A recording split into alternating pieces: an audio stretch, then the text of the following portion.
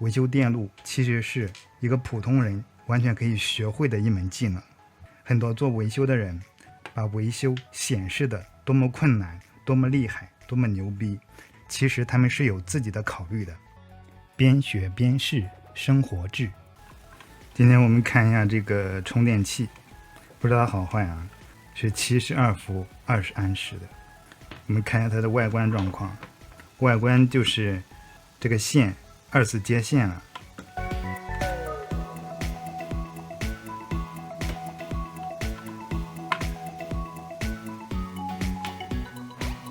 这边输出的是72伏的，然后我们先量，第一步先量一下它有没有短路，直接量开关啊，直接不通。这个充电器做的很差劲儿啊，你看埋的这个插头它是歪的，我们看这一头337千欧，短路肯定是没有短路的，但是为了以防万一，我们还是用我们之前做好的短路插座，上面有保护开关的，我们就使用它来试一下。我们已经插上了，这个灯是没有亮的，然后我们就给它打开看一下吧。断电，修这种充电器一定要小心。这个充电器里边有电容，大电容里边也是会存有电的，维修前一定要把电容里边的电给它释放掉，可以用灯泡呀、马达呀这些比较耗电的东西把电给它释放完。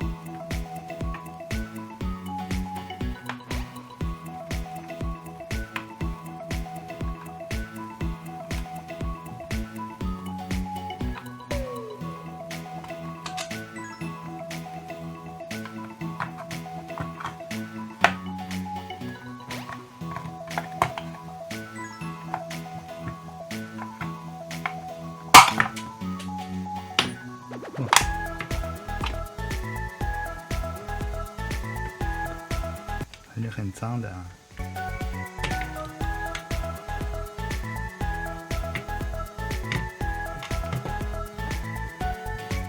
然后我们把电容的电给它释放掉吧。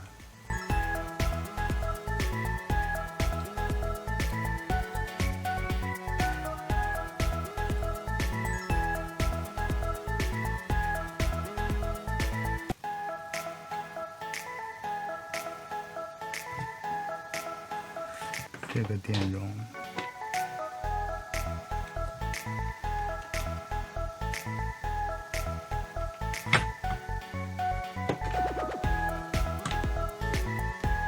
还有这个电容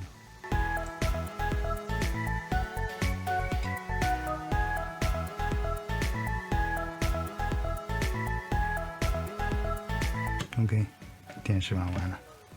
我们先量下这个电线，看电线有没有问题。我们先看下这个断的吧，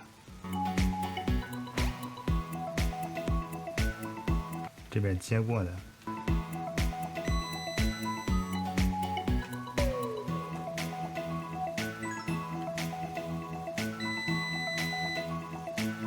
这边接的是线是没有断的。然后我们再看插头的这一边。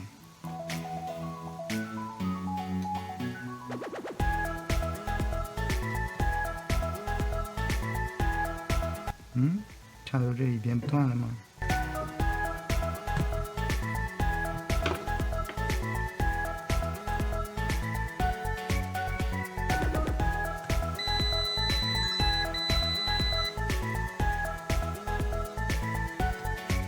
插头这一边有根线是断的，这个电线不会就这样捡漏了吧？我再试一下啊。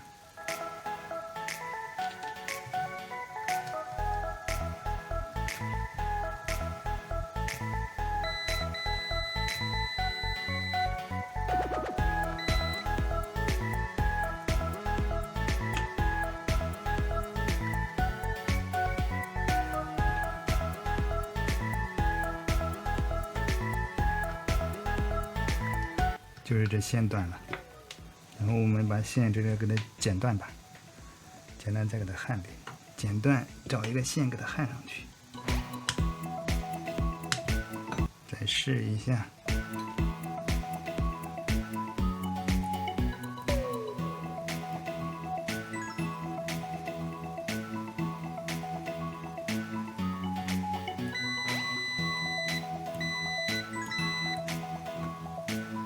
这个蓝线断了，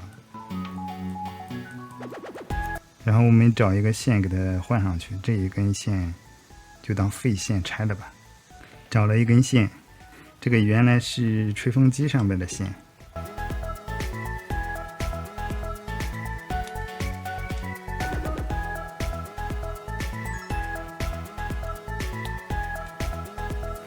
量一下啊。量一下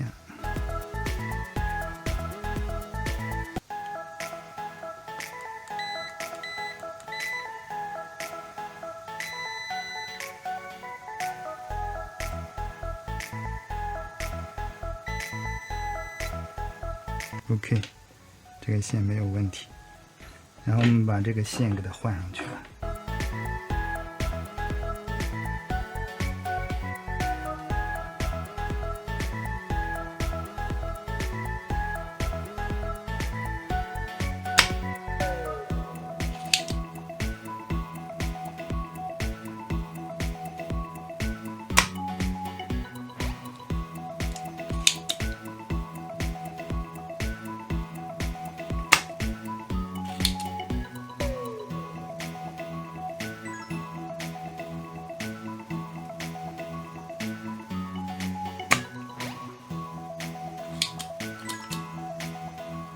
L 是火线 ，N 是零线，和红色颜色相近的，一般都是火线。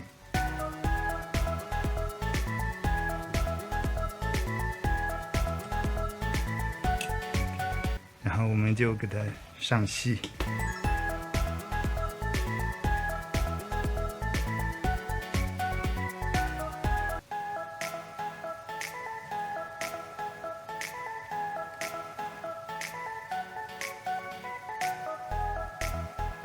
然后把多余的线剪掉，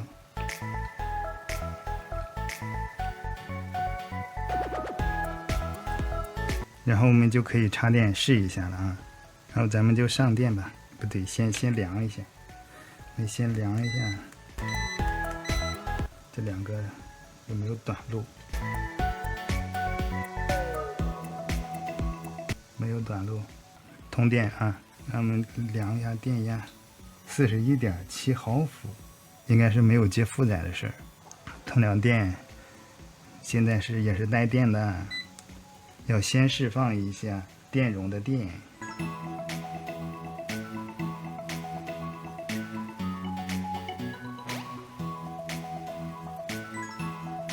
然后另一个电容。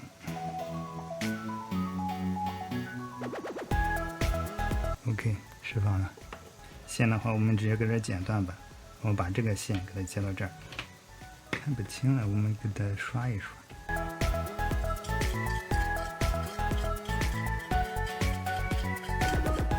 这边蓝色是正，棕色是负，啊，它就是蓝色连蓝色，棕色连棕色，直接开始剪吧。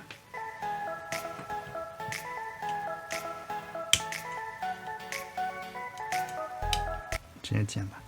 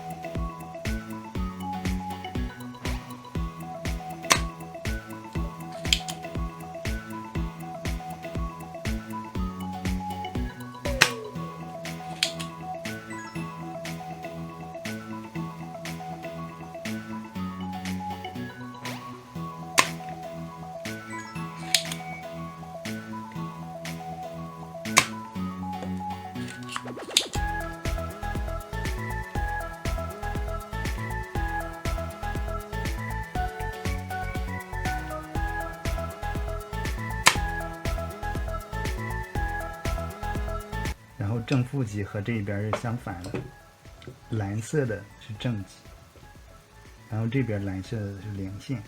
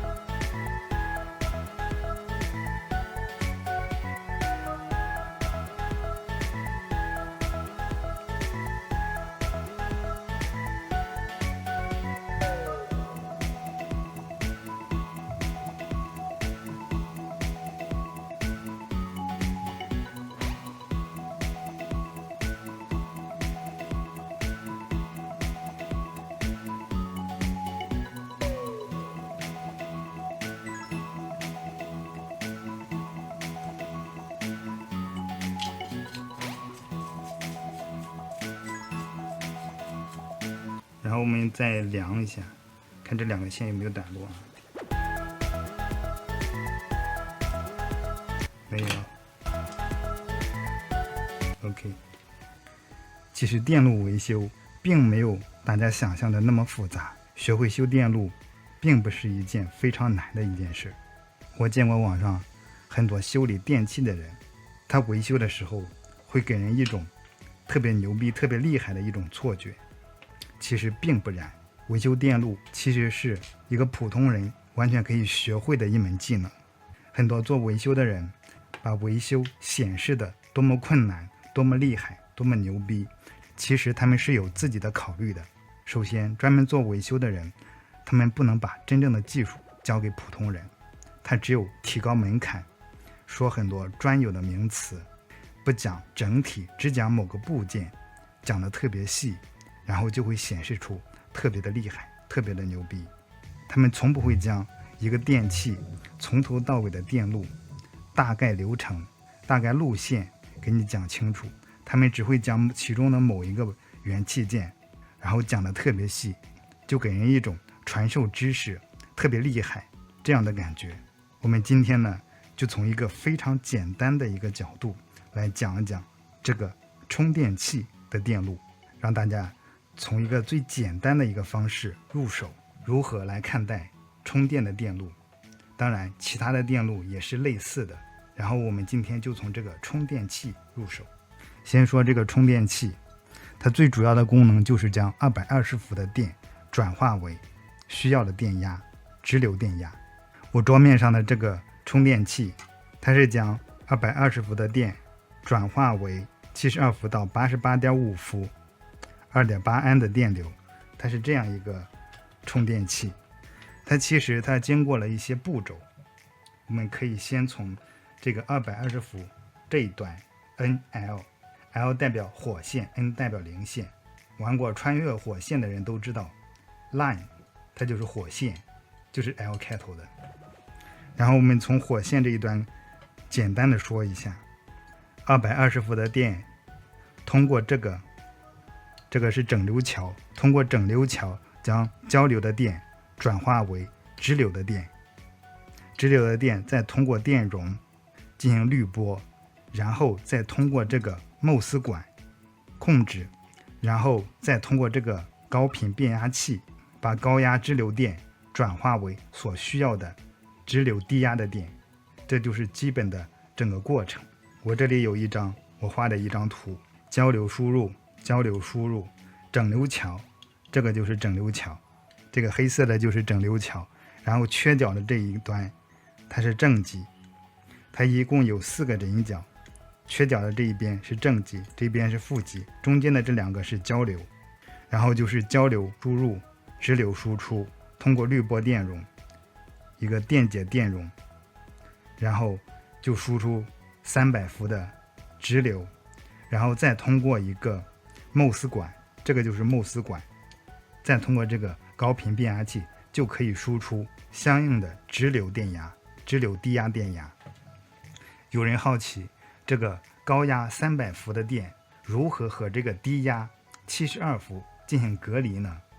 这个隔离的关键器件就是这个高频变压器。这个高频变压器的工作原理就是300伏的高压给它冲磁，然后充满之后，它经过刺激线圈，然后给它转化成需要的直流低压电压。这个高频变压器它一次只能充一次，然后放一次，怎样才能让它连续不断的进行冲磁、转化、释放低电压呢？然后这就不得不说另一个电子元器件——牟丝管。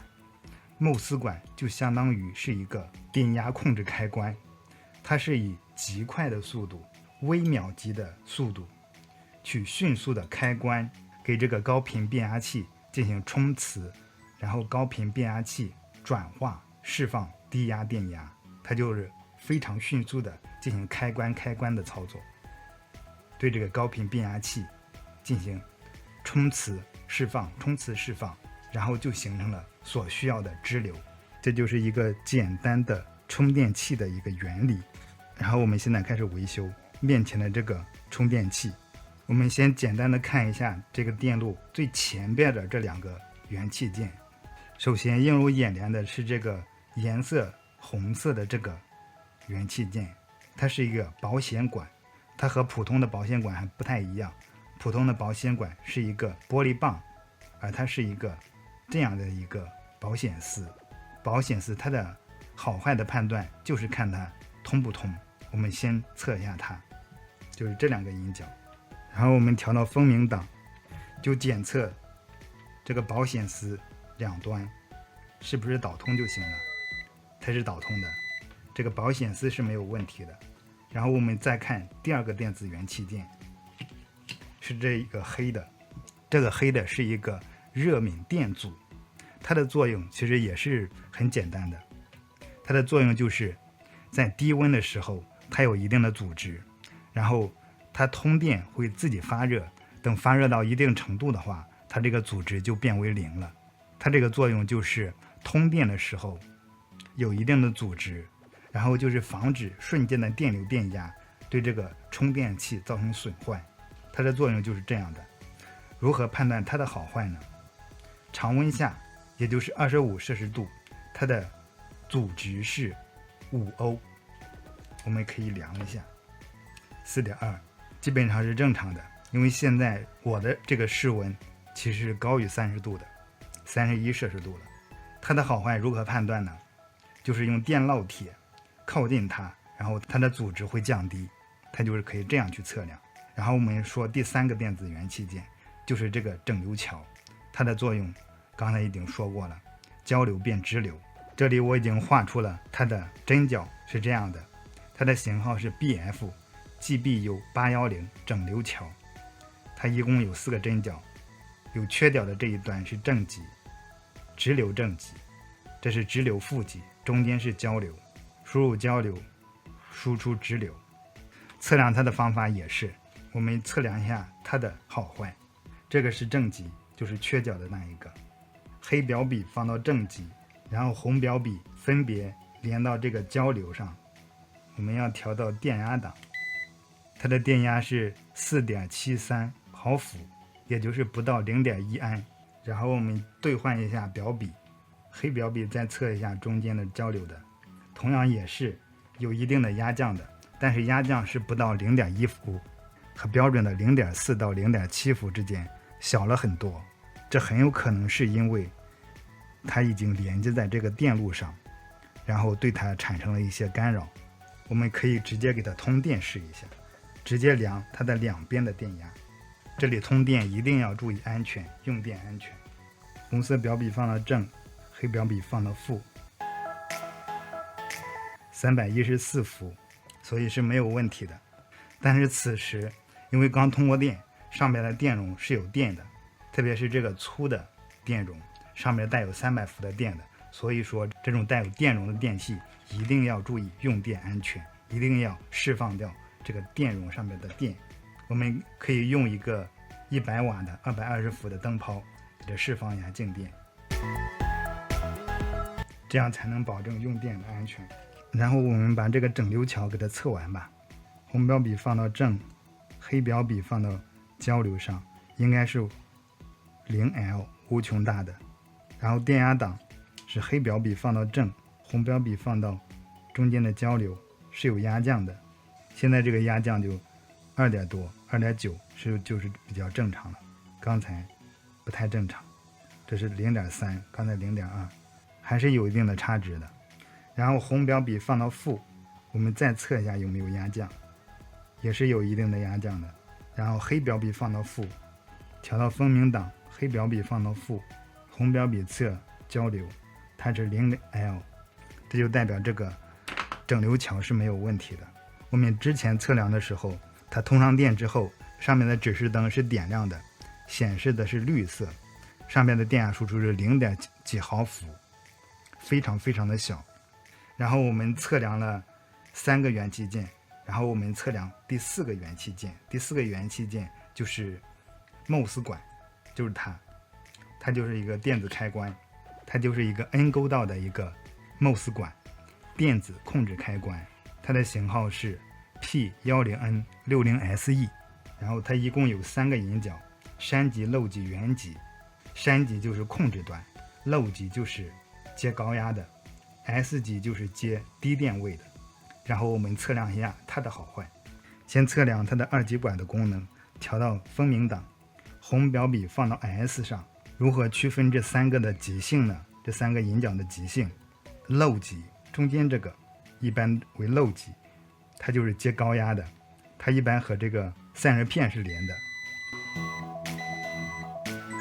然后剩下的就是这个山极和原极，一个是控制端，一个是接低压的，它们2个如何去判断呢？然后我们测量一下2个针脚之间的电压，然后进行判断。然后我们根据这2个之间应该是有一个压降的， 0.3 到 0.7 伏之间才是正确的。然后它之间确实是不太对的。我们再量一下这边，它是一个负的电压，这就不太对，这个 MOS 管确实是有问题的。然后我们对调表笔应该是 OL 的，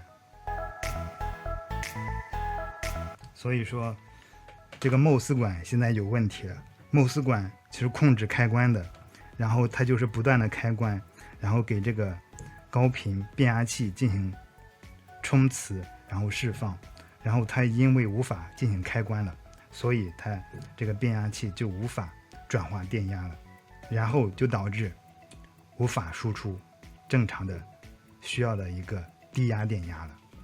这就是一个最基本的一个电路。下面然后我们就再换一个电路实测一下，把我们刚才学到的知识重新温故一下。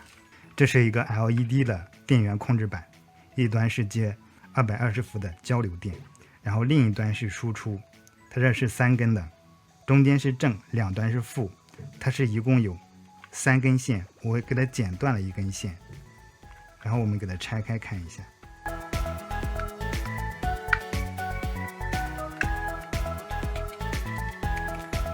它这个电路就和这个电动车的充电器的电路非常的相似的。我们再来回顾一下，交流220伏电输入，然后这边是一个整流桥，将交流电转化为支流，然后这是一个大容量的滤波电容，然后这个应该是一个MOS管之类的作用，然后通过它，然后再给这个变压器冲磁，然后转化成相应的电压。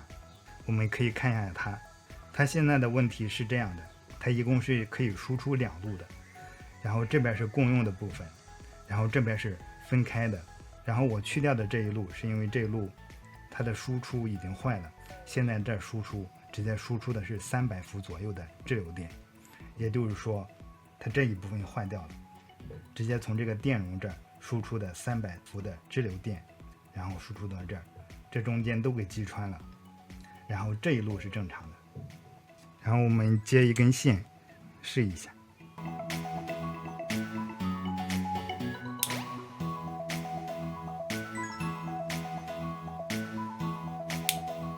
使用交流电一定要小心小心再小心。